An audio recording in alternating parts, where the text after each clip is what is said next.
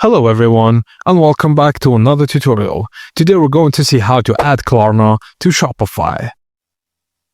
First thing first, in your Shopify admin, go to Settings, then Checkout.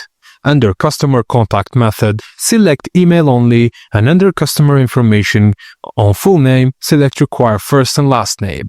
Under Shipping Address, Phone Number, select Required.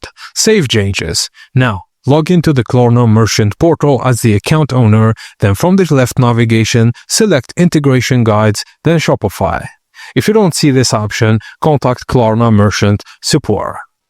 Now, in Klarna Merchant Portal, click Continue, then click Install Klarna Shopify application. Just note that the Klarna app won't appear in Shopify's public app store, it's installed via the Merchant Portal. You'll be redirected to Shopify, click Install, then click Install again on the confirmation page. Back in Klarna Merchant Portal, click Generate and Connect Credentials. Credentials will download your computer. You won't need to use them manually, but save them anyway. Now click Continue Integration, then Verify Integration to ensure Shopify and Klarna are connected properly. After verification, click Next in Klarna Portal, then you'll be redirected to Shopify.